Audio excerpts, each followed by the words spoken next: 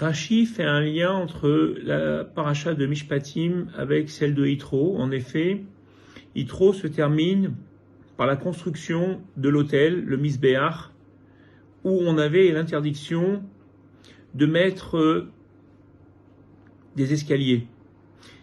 Et on nous dit que l'escalier était le dévoilement du Kohen qui devait monter sur ce Misbéach, sur cet autel, et qui laissait à travers sa robe dévoiler sa nudité. Afin de respecter les pierres, on ne devait pas construire justement d'escalier afin qu'il ne puisse pas faire de grands pas. Et nous avons tout de suite après les lois de Mishpatim, donc les lois sociales, et cela nous apprend que si tu respectes la pierre, à plus forte raison que tu dois respecter l'homme. En fin de compte, c'est un petit peu étonnant cette explication de Rashi, car on ne voit pas pourquoi on devrait avoir du respect envers une pierre. La matière, c'est quelque chose d'important, mais de là à en faire un kal vachomer, c'est-à-dire un raisonnement par a fortiori, ça a l'air un petit peu étonnant. Pourquoi avoir tant de respect pour une pierre? En fin de compte, le Sabbat Mikelem nous explique que, bien entendu, ici on ne nous parle pas du respect de la pierre, mais on nous parle plutôt du respect de l'objet de culte. En effet, le Misbéach était un objet de culte. C'était lui qui permettait l'expiation des fautes du peuple juif. C'est en ce sens-là qu'on devait le respecter. Il était un Keli Sharet, il était donc un objet sacralisé. Et cet objet devait être respecté. Et si tu respectes les objets sacralisés, forcément, tu respecteras ton prochain.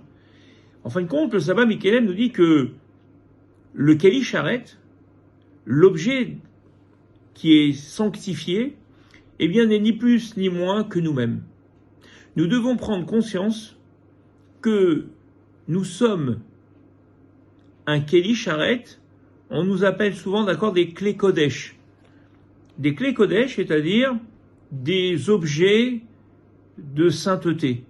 Nous sommes tous, parce que nous sommes tous atteints par la bracha de Dieu, que nous avons tous une Neshama, et cette Neshama fait de nous, des objets de culte.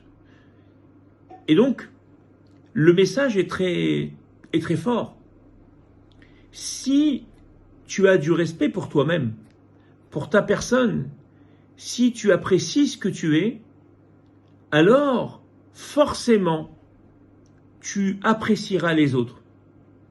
En fin de compte, la dépréciation des autres est souvent une vision négative que l'on porte sur nous-mêmes. Prenons un exemple. Lorsque quelqu'un est mal, qu'il est fatigué, qu'il est malade, qu'il a des soucis, il a du mal à positiver.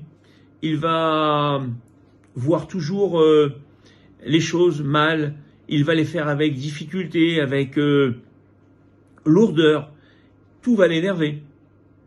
En fin de compte, c'est pas le monde qui a changé, c'est lui. Lorsqu'on va bien, lorsqu'on est porté par une énergie, tout ce qui est autour de nous va bien. Tout fonctionne bien. Et donc, c'est cette lecture que nous devons avoir dans cette paracha, c'est le respect de nous-mêmes nous amène au respect des autres. La joie que je dois porter doit m'amener à rendre les autres heureux. Et c'est un renseignement extrêmement important parce que lorsque je commence à voir mal, à juger mal, à me comporter mal envers les autres, c'est que je vais pas bien.